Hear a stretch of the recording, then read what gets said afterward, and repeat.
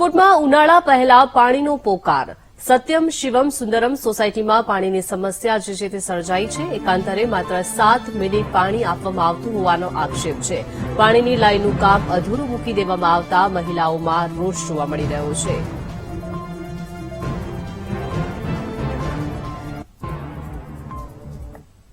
સોસાયટીને 20 વર્ષ છે, હજી નળનું ઠેકાણું નથી અમારું। અમે ટેન્કર ઉપર નિર્ભર છીએ અત્યારે।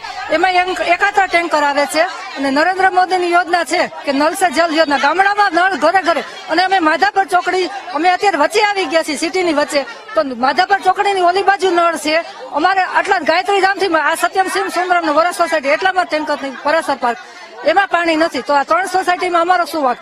તમે મત લેવા આવો ત્યારે અમે ખુશીથી મત આપી છીએ કે ના અમારો વિકાસ કરે છે સાહેબ।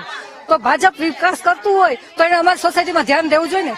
20 વર્ષ થઈ ગયા સોસાયટી બન્યા, અત્યારે એકત્ર આવે છે ને ઈ અમને 7 થી 8 મિનિટ જ આપવામાં આવે છે। પાણી એકત્ર જ છે અને ઈ નળી ચડાવી, જેને નળી હોય એ લોકો ચડાવે, બાકીને કોઈ નથી કરતું કરાવતું। અને અત્યારે આખી સોસાયટી છે ઈ ડાર ઉપર જ હાલે છે અને છેલ્લા વર્ષે વરસાદ ન થયો એની લીધે પાણી અત્યારે આ જાન્યુઆરીથી બધાને ડૂકી ગયા છે। એટલે જે પૈસા છે અત્યારે પાણીમાં નાખવા પડે છે, તો એટલો પૈસો જો ઘર દીઠ બધા નાખતા હોય તો ગવર્મેન્ટ શું એટલી સહાય ન કરી શકે કે બધા ઈ પૈસો અત્યારે કોન્ટ્રાક્ટ આપીને ટાકામાં આપે છે, કરે છે બધું।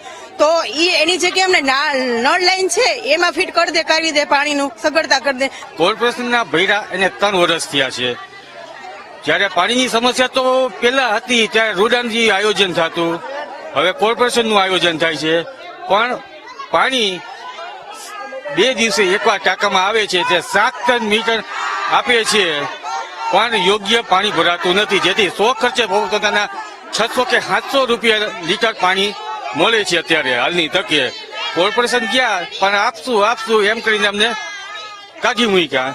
અત્યારે બીજું અમને કાંઈ જરૂરિયાત નથી, પાણીની લાઈન અમને આપી દે આયોજન કરી।